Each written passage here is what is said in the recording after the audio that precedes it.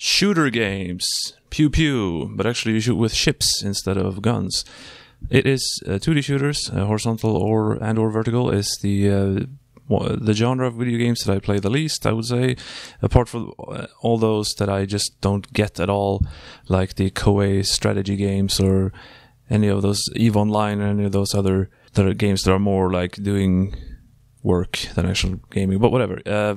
When it comes to games, 2D shooters is one of my least favorite genres, and basically it's because I'm really bad at them. Because I'm not good enough. I don't have the reflexes, and I die on the first stage in most of those games, and that colors my enjoyment of things if I can't get anywhere in it. However, I do respect the genre, because I view it as a sort of pure game. It's pure gaming, shooters. It doesn't get much more pure than that. You have your thing, and you move around, and they shoot at you, you shoot at them, reflexes, whatever. So I have respect for it, but yeah, despite me being apparently good enough to beat Ninja Gaiden, Contra, and getting to the last stage of Ghosts and Goblins, but beating the first stage of most of these kind of games is beyond my capacity. However, I have still have played some of these games throughout my life, and even although I'm not making a top 10, here is some of the ones that I actually enjoyed. First, I'm going to mention Space Invaders. This one, of course, is the progenitor of the whole genre, really. Came out in 1978, as we all know. It started a craze, and it's still playable to this day. Although I played, this doesn't really matter which version, but the one I played the most recently anyway was the NES version. And I got to like the second round or something. I could at least beat the first round. Although all the rounds are pretty much the same. It still has a simplicity to it. You have your thing at the bottom, you have those 4 bases that both protect you and get in the way. You shoot the aliens once in a while. You have the bonus UFO you can shoot for like a skill bonus, which is kind of nice.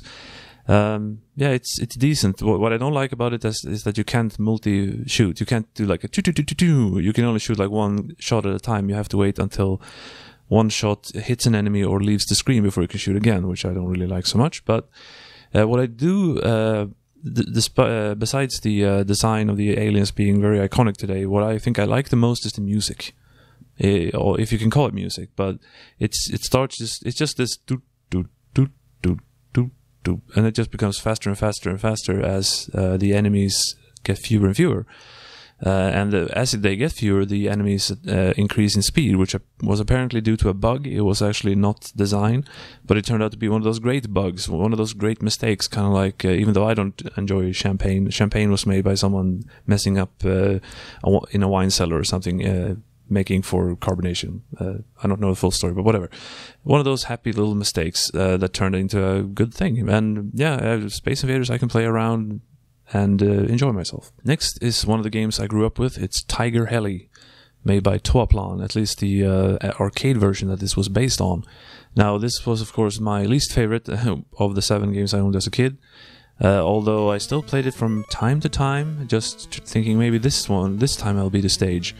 I actually think I did beat the first stage with it, but the thing is with this game, it doesn't stop and say, it goes to black and now stage 2. The whole game just kind of goes on. You kind of like make a pit stop, and then you start again, and that's the second stage.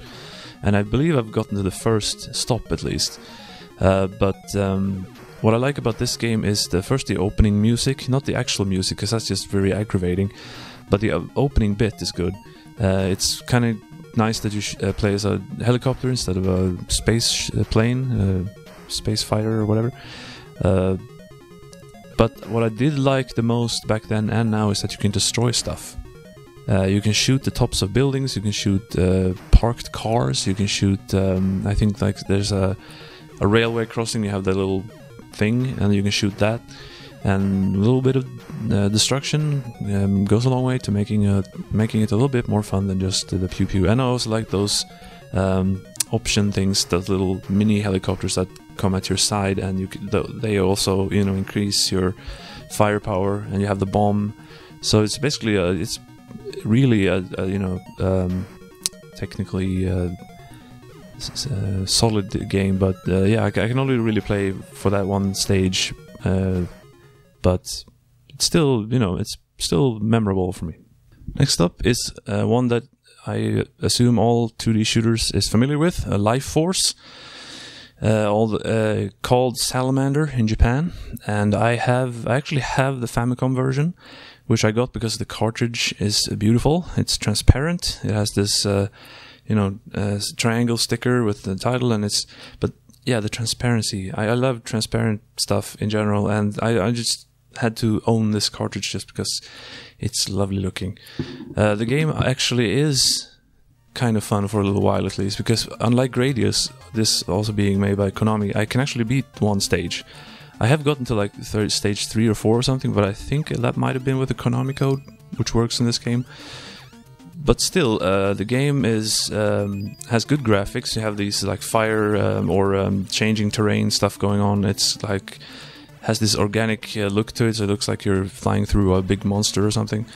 It changes between horizontal and vertical in the same game, which is pretty cool. The music's pretty cool. It's just well made in general, and it's better than the standard. Even though you die in one hit, I think it's still better than the standard one. Next is 1943 by Capcom. This one has good music. At least the first stage, I really enjoy that music. Even though I am not opposed to space, it still gets a little boring with the whole space thing. So this is not that. You have a blue background instead of black because you're over sea most of the time.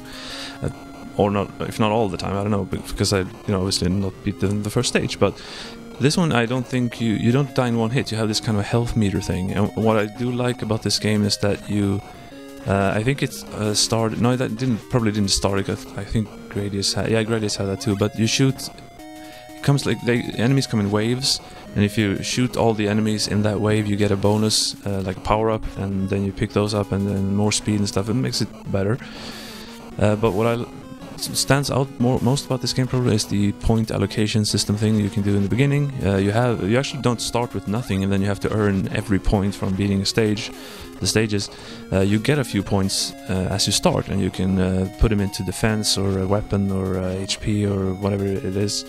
And I like that. That makes it so you actually can start with something. You don't have to, pull yourself up by your bootstraps. So yeah, this is another shooter that I can play for a few minutes, 10 minutes, whatever, and enjoy. Next is one game with 3 titles in 3 regions. In America, it's SCAT, Special Cybernetic Attack Team. In Europe, it's Action in New York, and in Japan, it's Final Mission. All of them obviously made by Natsume. And this one, I played this is the one I've gotten the farthest in, because I played it with my friend Lars in 2 players, and we played the Japanese version because it was on a multi-cart. The Japanese version is harder, and we still got to level 4, I think it was. I think we might have beaten the game if we played the overseas versions, where you have more health. Or, I don't remember right now, but either in Final Mission you die in one hit, or you have just less health. But I know you can take like 6-7 hits or something in the Western version.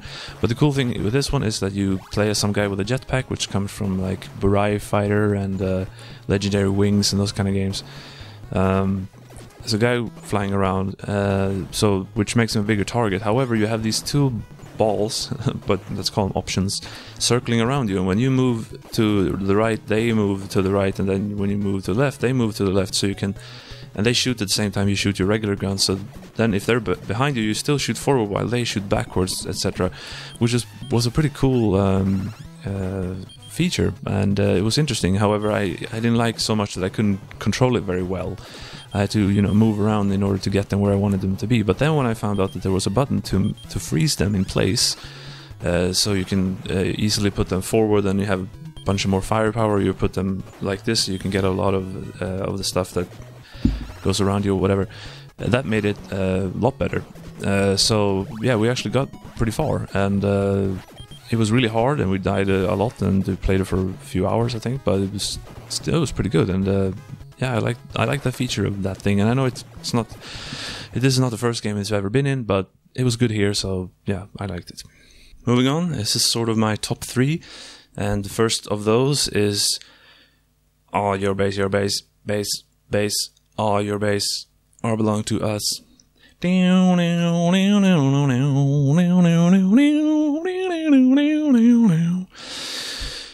game I was aware of long before I played it. Well, actually not that long, because I played it probably a year after at the most on an emulator, but at least before I played it on a real console. During my high school days, I found the All Your Base Flash video, and I saw that it was from a game. I read about it somewhere, and that it was from a game, this game called Zero Wing. It came out in Japan and Europe. I think I found it on emulator, and yeah, it was actually a game, and the game is actually good. And the music is, you know, I thought maybe that was someone else's music, but it's from the game, and it's good music. At least the first stage and that intro. But the game is actually pretty good too. And you have, again, your power-ups come in these little option ships, kind of like Tiger Heli, and they're invincible, so you can, they can hit enemies without dying, which can protect you a little bit. Same as in like 1943 and a lot of shooters, you shoot the enemies, they give away power-ups, and then you get from the regular shot to like a rapid shot to a laser to something, and then homing. The power-ups after that will keep coming, but if you take it, you just revert to the standard weapon again. So basically after you get the homing, just stop picking up power-ups, because there's no point anymore. The homing one is the best. It was for me anyway. You also have this kind of tractor beam thing where you can pull in an enemy ship and then spit it out again, which is pretty cool. And I was actually able to beat a stage, and it's just cool to be playing that game, which has this whole sort of infamy to it. And it was also a bit of a, although I haven't done it yet, it was a bit of a dream for me to maybe one day, even though I wasn't in my high school days, I wasn't thinking about learning Japanese, but I wanted to maybe possibly one day be able to, you know, play the Japanese version and understand what they were meant to say, which maybe I'll get around to that one day. But yeah, Zero Wing is a decent game. Made by the same company as Tiger Heli, by the way, Toaplan, which is funny for me as a Swedish person, because Toa is short for toilet in Swedish. So it was fun to make fun of them, being like, oh, they're a shitty company making shitty games because they're named after a toilet. Number 2 is the one and only 2D shooter for the Virtual Boy, and it's Vertical Force. This is a game where the gimmick, although I don't like to use that word, or the feature, if you are not so hateful in your vocabulary, is that you can go up and down in altitude. So you can go under stuff and then up again, and you can or dodge shots, or you can go up, and the first boss, for instance, is kind of like a tower and goes up and down. Works nicely with the 3D effects. I didn't notice the music particularly, but it's fine. And most importantly, almost to make it fun for me, is that you don't die in one hit. You have a bit of health, and you can take 3 or 5 hits or something, and that's certainly a good help for me, and that's part of the reason why I like it. It's also the 3D effects, and yeah, made by Hudson Soft, and that brings me into my second copy of the game, because I actually have 2. The first one is a nice and crisp one that I bought first, and then this one I received last year from a friend of a friend in Japan. And he worked at Hudson Soft, and he gave me this complete copy of the game, which is signed by Takahashi Meijin, which is pretty awesome, because he was the creator of Takahashi Meijin no Boukenjima, aka Adventure Island, or he at least he was Takahashi Meijin, that's, you know, him. The now bald guy who rides skateboards and stuff. I haven't really learned the full story about this guy, but he was a game designer. He worked at Hudson, so he wasn't just a guy. But he also had that record in rapid fire in his. You could get 16 shots off in 1 second. I could get 3 or something, 5 maybe. I don't know. I don't know if he worked on Vertical Force or not. I haven't looked that up actually. But it's still very, very cool. I also have this cloth thing on my wall. It's also signed by Takashi Meijin, also given to me by the same guy.